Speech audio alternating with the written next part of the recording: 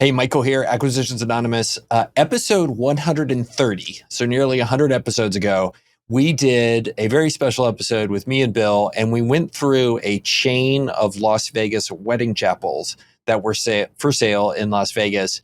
And Bill and I loved this deal. We thought it was great. And we spent a half hour talking about it. And today, we have something very special. It turns out that those wedding chapels, they sold. And the business broker who represented the seller and made the deal happen joined us to react to that episode. So we played episode 130 and we reacted to it. And Trent joined us from Vegas. He was great. Audio was awesome and really filled us in on the way that things went down. And I thought it was super educational and for me enlightening and also reassuring that I and Bill were mostly right in terms of our breakdown of the business back in episode 130. So I think it turned out really interesting. Definitely interested in your feedback on this one. It's the first time we've ever done it.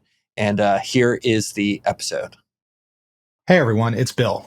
So funnily enough, today's episode is actually brought to you by another podcast. It's called The Science of Scaling, hosted by Mark Roberge. The cool thing about Mark is he's a senior lecturer at Harvard Business School. And in each episode, Mark interviews the most successful sales leaders in technology to help you scale your business. So if you're into tech, and especially if you're into SaaS sales, this podcast will be really interesting to you. So whether they talk about how to find outside capital or what to look for in your first sales hire, I checked out a few episodes and I was really impressed with some of the people he got. So Mark had the head of sales at OpenAI, Alyssa Rosenthal, and also Oliver Jay, who's the founding CRO of Asana. So some pretty heavy hitters. So I encourage you to check them out. If you go to any place where podcasts are downloaded, just search for The Science of Scaling. So that's The Science of Scaling in your favorite podcast app. That's it. And thanks again for tuning in to this episode of Acquisitions Anonymous. All right, we're doing something special today. We have a guest, and we're going to do like a new format we've never tried, which is a reaction episode. So, guest, Trent, I'd love for you to introduce yourself. Give us a minute overview of who you are and how we got connected and why you're here today. Yes, I'm Trent Lee. I'm based out of Las Vegas, and I'll tell you how we got connected here. I did not, obviously I'm a business broker. I had listed and sold one of the deals that you guys did a review on. And honestly, I had a buyer contact me and said, "Hey, I heard about this wedding chapel for sale on your podcast."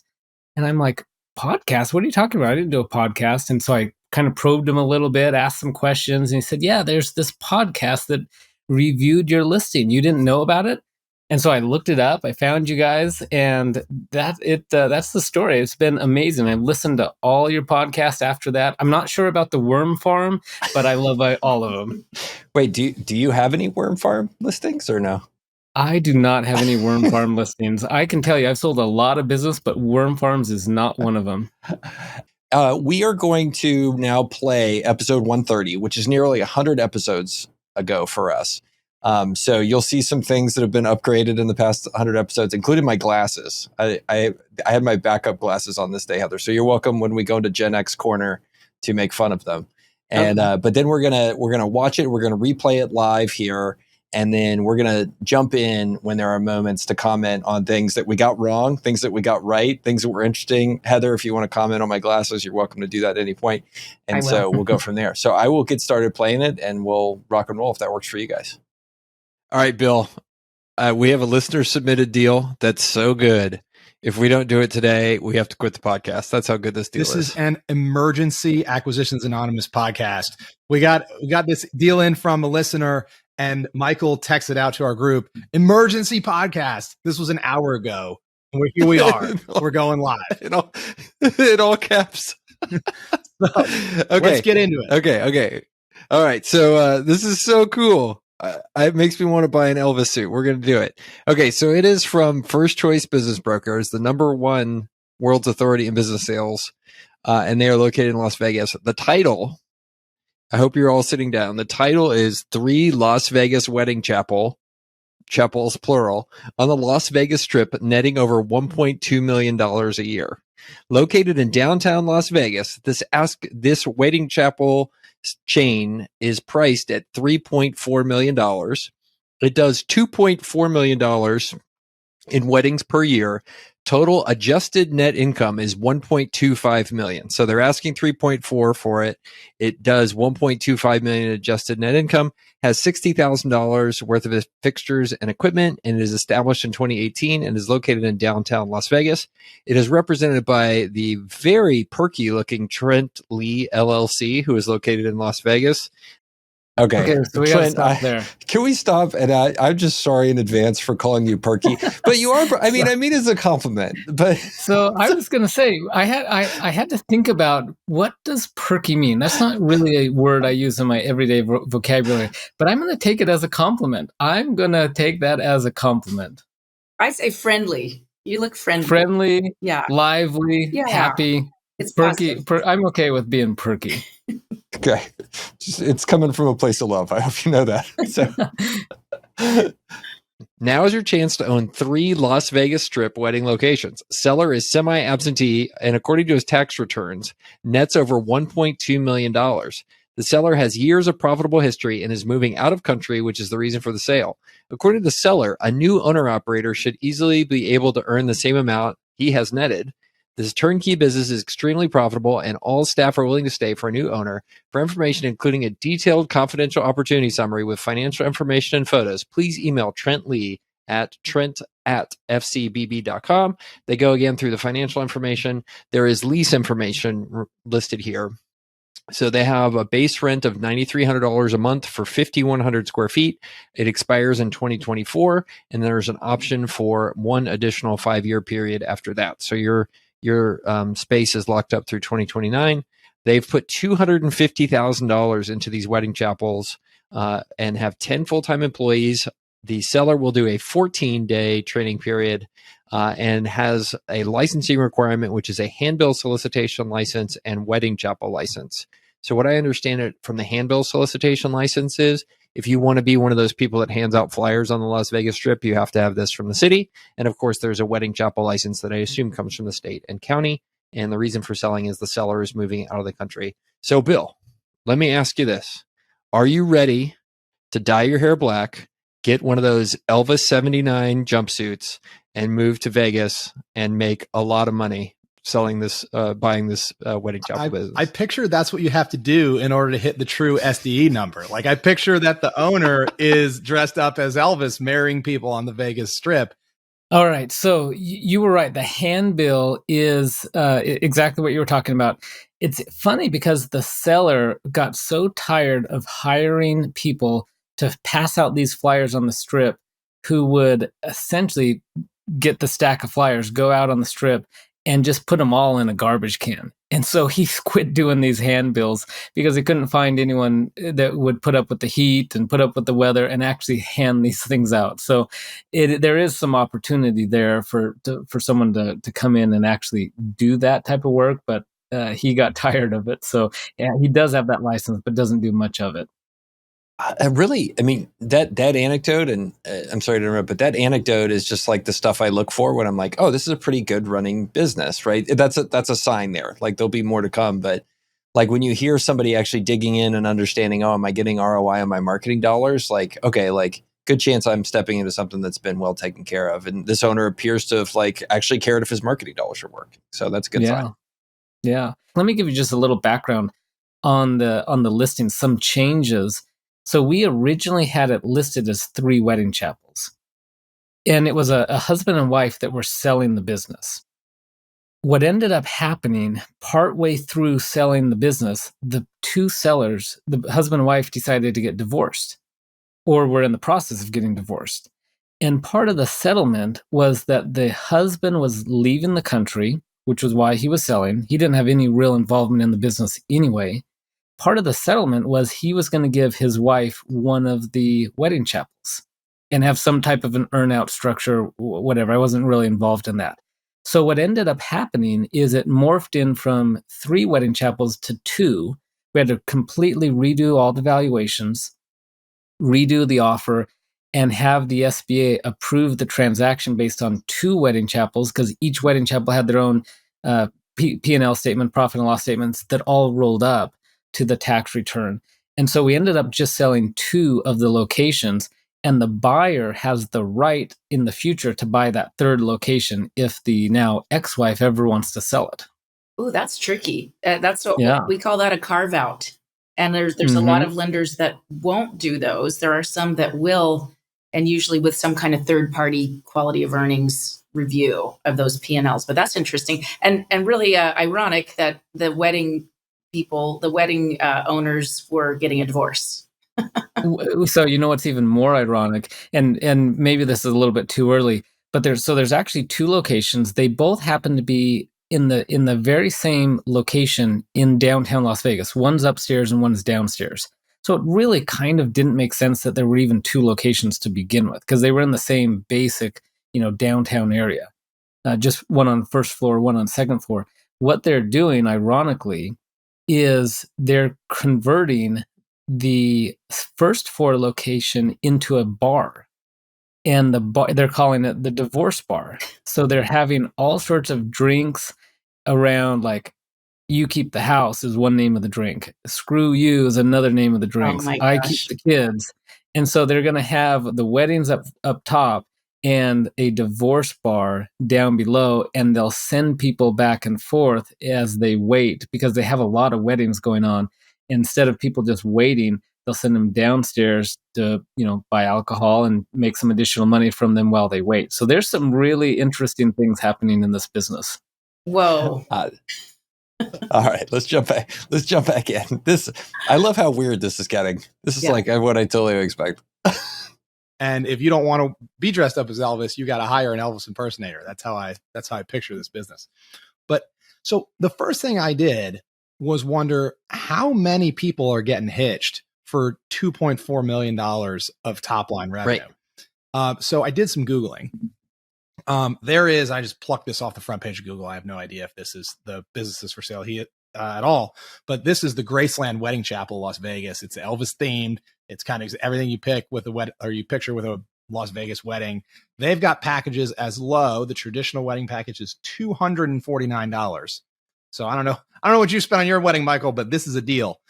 $249. It goes as high as $499, which is the Las Vegas VIP wedding. And you're suggested to tip both the minister, the photographer, the limo driver, and then you pay a marriage license of a couple bucks to the state of Nevada. So two comments there. He asked how many people are getting married on average, and what's the cost. So this is a very cheap kind of rushed wedding model. They are not spending a lot of money. So on average, they're doing between 18 to 25 weddings per day. And they're spending about, technically what they do is they advertise for $99 for the wedding. And then there's some additional upsells: officiation fees, photos, merchandise, some other fees. They're really, really not good at upselling, which you guys will talk about that here in a little bit. But that's basically how many weddings and their model. Super interesting. Okay, this is fun because I'm kind of judging us of how good we were kind of guesstimating about the business. Yeah. And so far I feel like we're about 75, 80%, which to me is great. That's I'm super happy with that. So unless I'm really not understanding the amount of upsells that go on here, which I imagine there is a ton, average ticket here is $500, I would think. So that's a lot. They're doing 5,000 weddings a year. That's a lot. That's 15 a day. Yeah, that's 15 a day. Do they have a drive-through? Now you got 3 locations, right? It sounds like. So you're doing 5 a day, moving through. Ooh, that's high throughput. On one hand, I like this business because I think people are being married in Las Vegas until the end of time. I don't. Absolutely. This doesn't seem like a thing that is trendy or that is going away. So I kind of like it's in a durable market. It's kind of fun. So let me stop you there and interject. I would actually tell you that I think that this market is going to keep growing because every Gen Z that I talk to is starting to get less and less enamored with I'm going to have a giant destination wedding wherever, right? They do not see, you talk to my kids who are teenagers, they do not see any validity in this thing. And my kid, believe it or not, I've been watching my kids. They're kind of messed up, this whole new generation. every single kid that I know comes back and says, I'm not trying in this class. And then you say, why? And they say, because it has no utility whatsoever. Because every single one of these kids has grown up like watching YouTube, and they've only watched practical, useful stuff because that's what YouTube, it's either entertaining or practical. That's it. So they don't understand why I'm in 7th grade and I got to read The Outsiders. Like, they don't get it at all. So just comment on that real quick. So you're right on. Most of these weddings that they're planning are experience weddings. People are not coming here spending $20,000, $30,000 on like the old school traditional wedding. They're coming here for a cheap wedding and then a fun experience after. That's really what they're going after. And to Bill's point, this model is a very high upsell model, and that's the real opportunity. They were not good at it. They should be upselling limo services, jewelry, honeymoon, affiliate hotel bookings, tourist transactions. That there was a real opportunity, and why the buyer bought this is for what they could do with the business that they hadn't been doing. Yeah, and how did you and the buyer identify that they're not doing well on upsells? How did they get to that point where they realized it was an opportunity? Just going through the listing process. As I'm going through listing a business, asking the questions, analyzing the financials to try and get a good, accurate valuation, which, we could make fun of other business brokers all day long for just doing awful valuations and not checking financials and having just the worst pitch decks that I've ever seen in my life. But as I try and go through and really could get a good feel for the business, for what the strengths and weaknesses are, so that I can, one, do a proper valuation, but two, identify what the growth opportunities are, so that when we do go to market, we know what the ideal buyer is. Is the ideal buyer doesn't necessarily need, in this case, need any wedding experience. You can get ordained as a minister super easy in Vegas and be able to perform the weddings.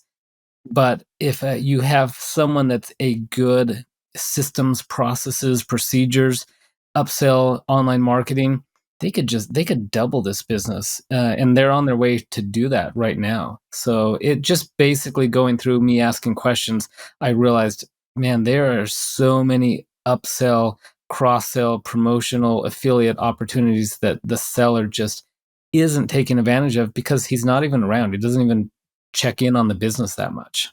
Yeah. I can't believe I forgot to mention this at the beginning, but my very first job as a teenager was at a wedding chapel in Anaheim, California. So I kind of know this business a little bit from the inside, and it was a lot of upselling. I mean, I was just a teenager. I washed dishes. I served food. I saw a few bridezillas go crazy because things weren't right. And, but it was all about upselling the ladies in the office. It was all about, paying extra for, whatever it was. And it was quite a good business. I always thought about that as I got older, like, wow, it's a pretty simple and good business to be in. It's actually a fun business to be in. It was a party every day. They have some great margins. Yeah. Super cool. All right, let's dive back in. So anyway, that all just ties back to these people. Like, I think this is going to get even bigger. Like, I think it's going to keep growing. Yeah, I mean, so anyway, it's tailwinds. basically like elope to Las Vegas for. I bet you could go crazy for $1,000 at a Las Vegas wedding chapel. Maybe even a couple $1,000s, right? Like, that's the top end of the ticket, I would think. It smells like my last trip to. I took my son to Six Flags in Mexico City. And I did not live tweet this experience, so I'm sorry it wasn't as good as my France trip. But the thing that happened, which was just crazy, was how much they had in terms of price discrimination. Where it was just like, you go to Six Flags in Texas, and we have 3 of them here in Texas. You pay $80, and then maybe you get a VIP, skip the line, and it's $120 or whatever. And that's the most they do for price discrimination. The one in Mexico, it was like $25 to get in. But then they just hit you over and over again, like every stop. Like, there was this one part where they had you walk through the little carnival games in order to get to any rides whatsoever. Like just like this choke point where like you had to like avoid dropping $20 on like plushy games games that give you plushies. Anyway, like I bet you there's no way the average ticket is less than $1,000 on this. Oh, yeah. You know, I haven't gotten the sim, but I bet you the upsells go nuts. By the time somebody's done, I bet it's $4 or $5 a lot of times. That's the whole ballgame of this business. And that right now is about $145. Wow, we were really wrong. But it sounds like you can get there. Like, who's not going to spend $50 on a bottle of champagne? Like, you know, like, or the special music or the live organ player, like, or the post nuptial, you know, helicopter ride over the Hoover Dam. Like, but you're saying they were doing a little of that, but not a good job of it at all. Not a good job. Honestly, they could bump that up to $400 or $500 overnight, just with some really basic upsell training from the staff and some opportunities to promote whatever that happens to be: the helicopter ride, the honeymoon affiliate suite, the limo affiliation ride. Yeah. So you knew this from digging into the business even before listing it, right? And then at what point were you disclosing that to buyers? Like, or I mean, we never got the sim, you know, but like when you're having intro calls with potential buyers, post NDA and stuff like that, are you telling them, here's my opinion on it, or how did you treat that as a broker? Yeah, absolutely. Because part of what I want to do when I build out the sim, the pitch deck, whatever it is, I want to identify who the ideal buyer is based on that business. And based on, like I mentioned before, the strengths and weaknesses of that business. So part of what I'm looking at when I talk to potential buyers is, what's your background? Why are you interested in a wedding chapel? And that's one of those industries you don't necessarily need to have background on. There's no, it's not like a contractor's license or anything like that.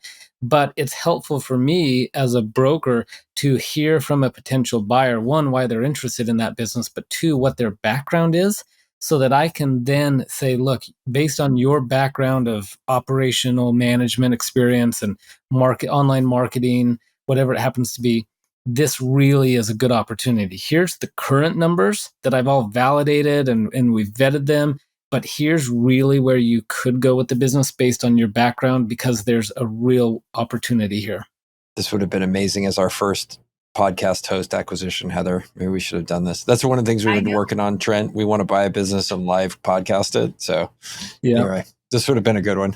This would have been fun. Too late for us. Right. I mean, the way I see it on this business, you basically got two levers. How many people can you get in the door and how much can you charge them? Like, how much can you upsell them? Right.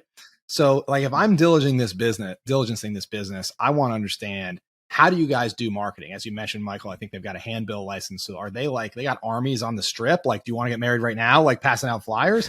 Like, does that work? What's the attribution on that? Is it more about, their TripAdvisor ranking? If you Google Las Vegas wedding chapel, which is what I just did, the whole first page is like top 10 Vegas wedding chapels, which tells me that there's probably a lot of SEO marketing going on. You could probably pay your way into some of these listicles. I want to really understand where these customers are coming from and understand if they're going to take more of my margin. So pretty much like the person, if you rank number one for top 10, Vegas wedding chapels, they can raise the price on you by a ton before you're going to cry uncle. So I want to make sure I wasn't totally dependent on a source of leads that I didn't control. And then I just want to say, how optimized is your upsell?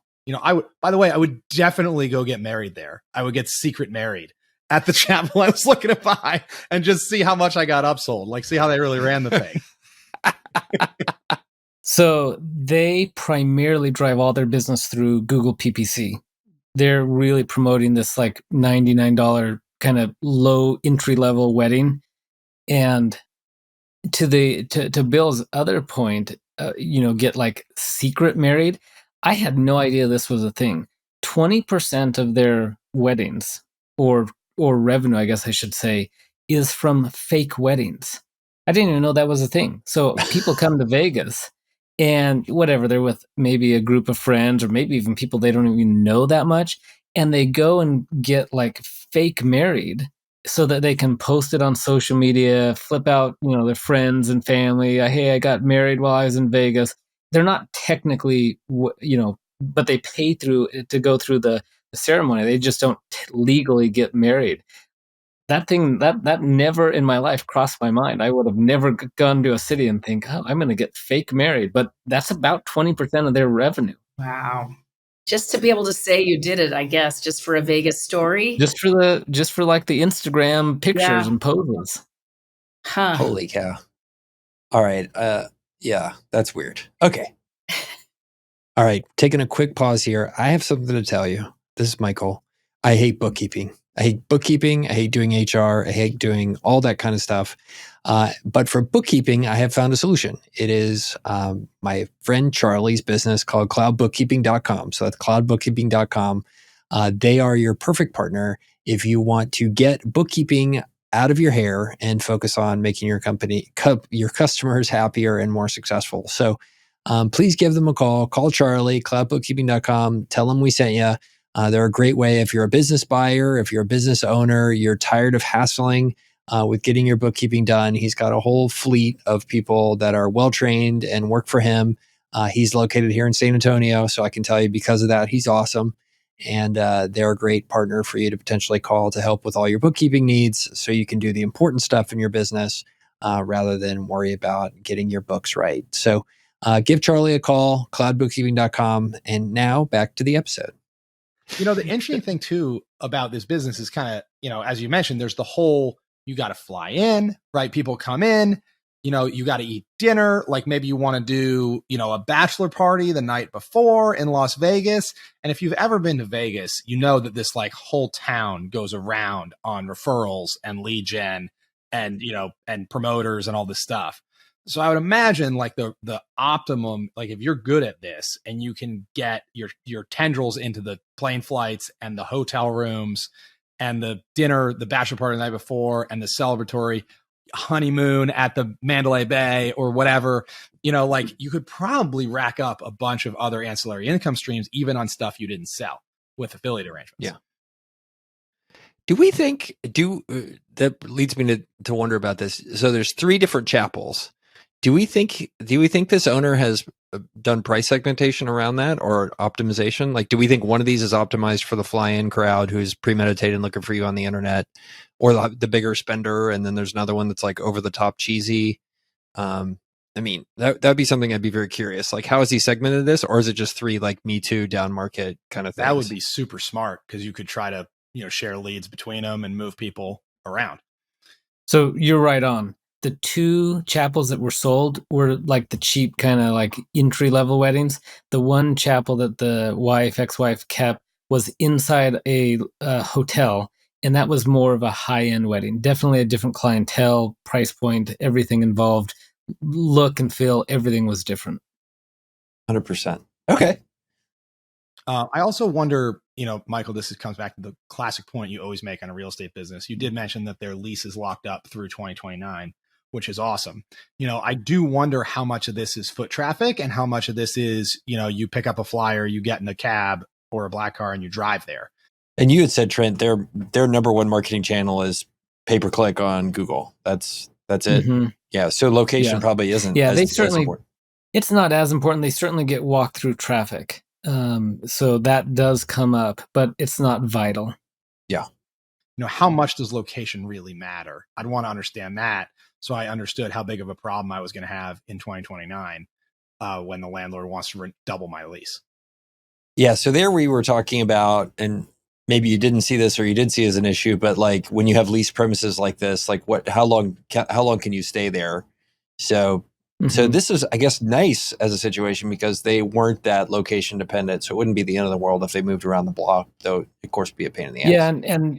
And as Heather knows, we have to, with an SBA loan, we've got to get a 10-year runway. So they've got plenty of options to extend that lease up to 10 years. We had to have the landlord do the waiver, all your traditional SBA requirements there. So they have plenty of time. Yeah. Well, I do recall, and I haven't been to Vegas in years. Like I kind of grew out of going to Vegas. And like I do recall when you go between downtown to the Strip, there's a bunch of like chapels, at least 3 or 4, along that route. So I think that's another consideration. Like to some extent, you are selling a commodity here beyond whatever positions you've gotten in in the SEO stuff or in Google. And then secondarily, like your network of stuff, I think is also a moat around this business. But by and large, it's pretty low cost required to start one of these up, right? You rent a building, you hire an Elvis impersonator, and you get 60 grand worth of, furnitures, fixtures, and plastic flowers.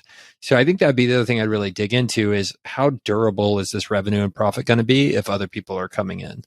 The good news is on the other side, you're selling stuff at incredibly high margin. Like it looks like if they have 10 employees and they're paying rent and they're paying those guys and then they're keeping 50% of the revenue as profit, like that's a pretty good sign. There's a lot of ability to keep paying more for lead gen and that sort of stuff. So Trent, as I listen to this, like we're to some extent doing a relatively MBA-esque analysis of this business, and whether it's right or wrong, we're throwing around some big words. Like as you thought about this business, like how did you first think, okay, who's my ideal buyer? And then I have a second question there. But how did you think about like picking out? You said you went through, did your work, understood the business, and then said, here's my ideal buyer. Like who'd you end up with, and how'd you do that? Yeah, good questions. Well, first off, overall, your assessment, you guys were spot on. It was nice. I mean, you made a couple predictions that were a little bit off, but given what you knew about the business, you guys were right on. You guys did a great job. So I'll tell you who I ended up finding as a buyer. So I just went to the open market and let buyers come to me, and we had a lot of good activity. No one that was really quite ready to pull the plug. The buyer happens to actually be a longtime friend, a guy I go to church with. So this kind of is a little bit of a sign to say, you know what, I had some pretty good confidence that this was a good business. If I'm going to sell a business to a guy I see every Sunday at church, I need to feel pretty good that this is solid. He's not going to hate me 2 months after he buys the business. And so this guy I've known him for a long time. He had a job at a hotel. He made okay money. Wasn't anything crazy, not anything like this business makes. And I went to him because I knew he was kind of looking around and wanting to make a career change. He kind of wanted to start looking at businesses. And I just went to him and I said, look, this is it. Buy this business. This is the one for you. And he did. He ended up buying the business. So I ended up selling it to a guy that I've known for a long time and that I see every week. So I ask him, how are the weddings and what's going on? And we strategized a little bit, just like you guys would, basic business strategy that I help him out with because he's a first-time buyer. But it's worked out really well. He's very happy. That's cool. He didn't mind. He wasn't afraid to do a personal guarantee on an SBA loan for this?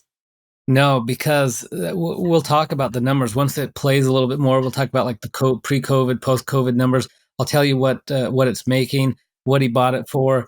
He got a killer deal. Oh, that's great. Yeah, it's like a worm farm for weddings. Amazing. So anyway, maybe I just talked myself into a circle of like this deal more and more, but that would be other stuff I'd be worried about. Are more people going to open one of these right around the corner from you? Well, that's a really interesting point, right? Because as you mentioned, it's commodity. It's easy to start up. There's not a huge barrier to entry on starting up one of these. And there's more than 3 wedding chapels in Vegas. So you're selling a commodity. You don't often see a business selling a commodity service at a 50% EBITDA margin. It just doesn't typically happen. So I would want to know, maybe it's really hard to get a wedding chapel license, right? And they're not handing them out. Like that would be great to know, like a taxi cab medallion or something. Maybe there's an artificial monopoly here, right? I'll give you another one that's running at a business to consumer one that's running at 50%. Funeral homes. Well, there you go. Yeah, it's like it's that parallel I told you. Like you're either catching them at the beginning or the end. There you go. So like I want to understand, what is it that these people are earning super normal returns on capital, right? 50% EBITDA margins on $60,000 of FF&E. Yeah, I guess that's a great question from me and from Bill. Like, what is it about this business that you think makes these relatively high margins so durable, Trent? Or maybe I'm asking a bad question, but like this is good returns on capital, like extraordinarily good.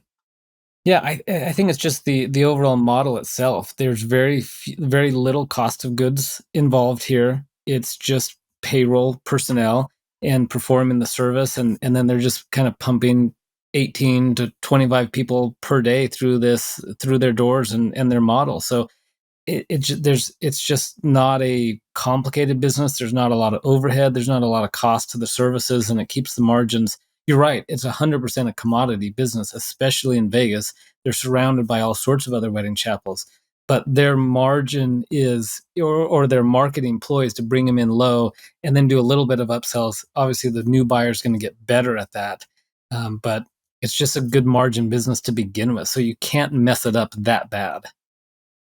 That's freaking amazing. So what is it that's letting them win? Are they better digital marketers? Have they got the on the strip flyer handout hustle really nailed? Do they have the upsell dollar extraction game? Like, what is the part of this business that is better from a business perspective from all the other chapels on the strip? That's what I want to understand before I owned it. For sure. Well, I mean, I think to go about your idea of buyer business fit, we're the types of things we're talking about to really, bring a lot of value out of this business require you to go get your hands dirty and spend time with the type of people that are hanging out at a Las Vegas strip. What's a nice way to say it? Strip wedding locations. And these people are not people are not getting married by and large at 3 p.m. on a Tuesday. Like, that's the other thing about this. Like, at whatever it is, 20, 25 weddings a day, per day, there's people getting married Tuesday at 3 p.m. Sometimes I'd go in there just to meet the seller, to get updated, financials, or just check in on them. And I'd walk in the middle of the day and there's a wedding going on. And granted, and I don't mean this to sound, judgmental, but this is probably not the type of wedding that you or I would plan to go to. I would walk in and there's these weddings going on, and the guy, the groom, the bride, they're in like shorts and flip flops. I'm like, did you guys put any planning into this at all? Like, did you just show up and decide to get married?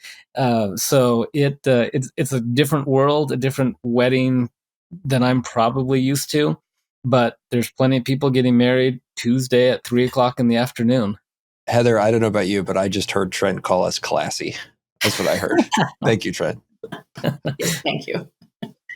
Do you know that? I'm sure there's some of that, know. But I bet you your most valuable clients are interested in getting it married at 1 a.m. when they take the Uber when they take the limo from the blackjack table at Circus Circus. Wait, they tore down Circus Circus, didn't they? I could forget Luxor. It's a terrible hotel. The Excalibur. By the way, I used to stay at the Excalibur because we would play poker there. And the best part of it is they would let you play with coins. So we would play $1, $2, or 50-cent $1 poker. Anyway, that was back in high roller grizzly days. To show how pathetic I am and Trent, I was about to tell the same story. Let's pause it. And then I realized it turns out Heather's about to learn I only have about 15 bits and I say them over and over again. That's why you got to do something.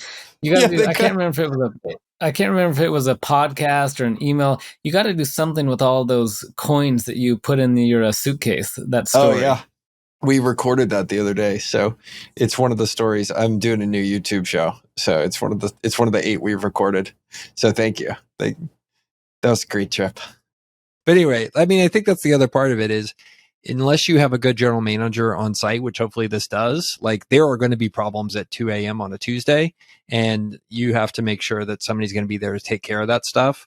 When somebody gets drunk and goes crazy, the bride barfs on the altar, like, all that stuff is going to happen in Vegas. Because I don't know if you've heard, Bill, but crazy stuff happens in Vegas. That's right. I mean, you would have to just not be phased.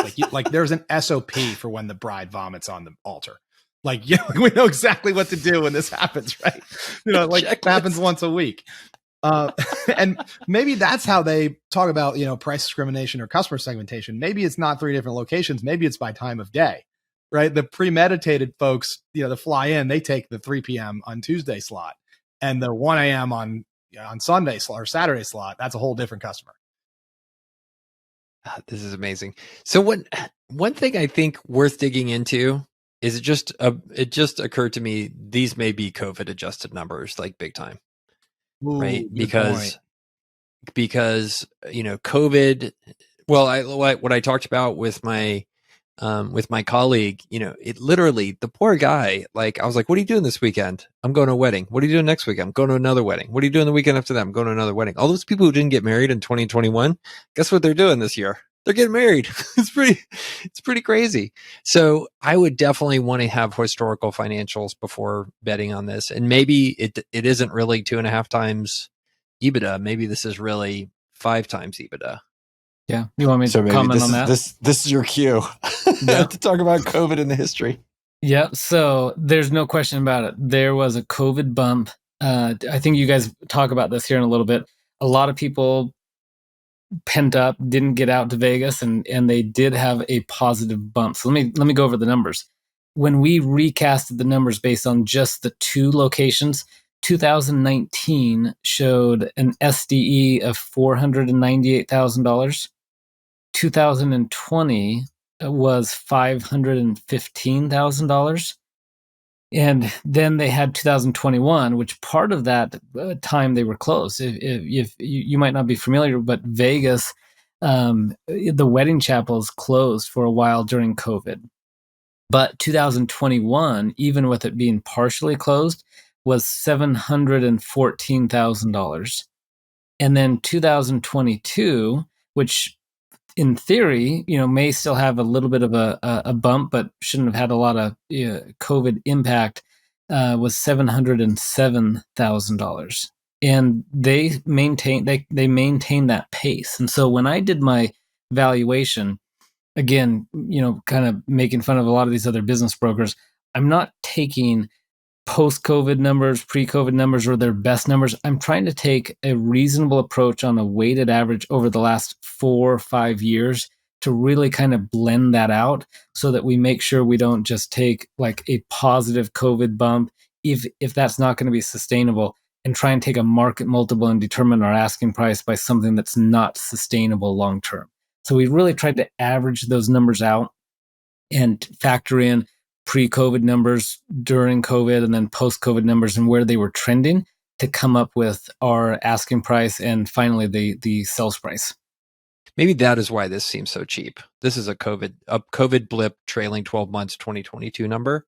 And that has me scared. Totally could be. Yeah, I'd love to see that, because on one hand, like, Vegas shut down completely with COVID in 2020, but then Vegas opened up decently quickly, I think. And while a lot of the other country was, people's wedding plans had gotten blown up, and you're like, oh, we missed our wedding date. And people are like, screw it, let's go to Vegas and get married. There's probably a big bump there. The other thing about this is the size is good. Like, this is definitely like SBA loan. The owner is retiring to move out of country, probably joining everybody else and moving to Portugal. And, maybe you could get them to contribute some of the equity for you, and really reduce what you have to put into this whole thing. I mean, this definitely feels like one where you could come up with a couple $100,000 of equity, do an SBA loan, and then you have, the seller with hold a note on full standby and really lever the heck out of this thing. And it's the type of business I think you'd want to do it. Heather, this is pre-Heather addition to the podcast. Normally this is the part where you learn me on how to structure deals. Yeah, I mean, but you were right. You could get into this for a pretty low down payment. We'll hear Trent tell us what actually happened. I think that's the interesting part about an SBA loan, is it really the entry cost is so low. If you're willing to give that personal guarantee and step into one of these businesses, the return on your equity investment can be huge if you do it right. So what ended up happening, Trent? Yeah, good question. So the seller, because he's moving out of the country, he did not want to do any type of seller financing. He didn't want to do any standby notes. He would rather, and I talked to him about it. I'm like, are you sure you would rather take a discounted offer rather than get a higher price and get some revenue coming in here in the future? No, he just wants out. He's moving, already bought a house. He bought his Ferrari in Dubai. He was mentally checked out. And a buyer came in with a 10% down payment and bought it for $1,350,000. So $130,000, and SDE was over $700,000 last year. Over $700,000. That is incredible. That is incredible. Yeah. And what's funny about that for me as a lender is there are banks that would have said no because it was a carve out. and they would have said no because there was no seller note. But yet that's a killer deal. That's a yes for sure. Yeah. If there were bank, Yeah. there are He's plenty of banks that would have said ecstatic. no. Yeah. Yeah. And not to get too sidetracked, but this is an interesting strategy. So he actually didn't even put up any of his own money. So what ended up happening is there's a couple of these guys I work with, and their model is to identify a business and identify an operator. And they go in and they have, from an SBA standpoint, less than 20% ownership.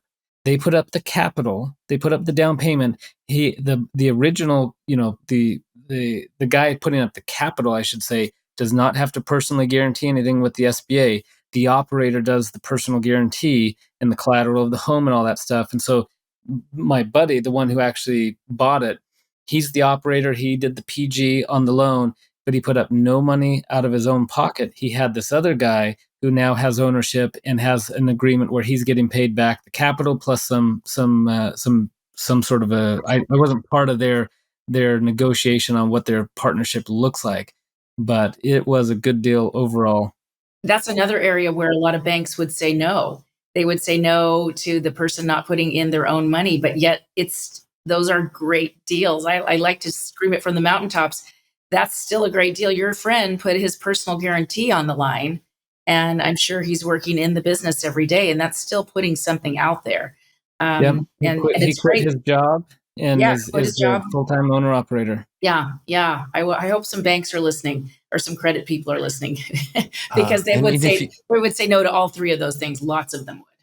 Yeah, and I think, Heather, to your point, it's why it's so important to get with a good loan broker so that you can take these complexities of a good deal and go to the right lender. Because just because a buyer tries to do this on their own and they walk into their local Wells Fargo, they're not going to get anywhere. And they're going to think, oh, no one can do this loan, when there really can if you get with the right lender. Yeah. And that's what the banks will tell you. If they say they don't like something, they have the mindset that no one will like this. This is terrible. And years and years of doing it, I follow up with people, and I want, even the ones I didn't get to lend to, and I ask them, how did things turn out? And I learned, they weren't all terrible loans, the ones that certain banks thought were terrible, that you really have to look at the whole picture. And I love that story. I think that's great. What a deal. Yeah, it's worked out really well for them so far. They're both the partnership, the buyers, how they structured it, they're as happy as can be. Revenues trending just as steady as it did in 2022, if not better. It's a good business, and it's worked out well for them. How great. If you just do the rough math on what the equity provider got, right? So like, let's say the business is throwing off $700,000 a year still. They they put in $100,000, and in theory, they own 20% of the free cash flow of the business.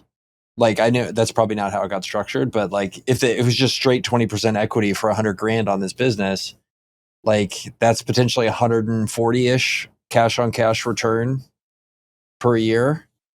If they just straight own 20% forever, that seems like a pretty good deal. I'm not an expert in investing, but that sounds really good. So. Yeah, and I don't know exactly how the structure was, but I'm pretty sure I've, like I said, I've done a number of deals in this same situation with these type of buyers, and I'm pretty sure they have a structure where they're getting 3 times their down payment back in an accelerated fashion, and then they're getting some sort of long-term equity stake. So they're getting immediately, at least front-loaded, 3 times whatever they put as the down payment, and then there's more of an even equity split on that. Yeah. Wow. So even more aggressive than what I described.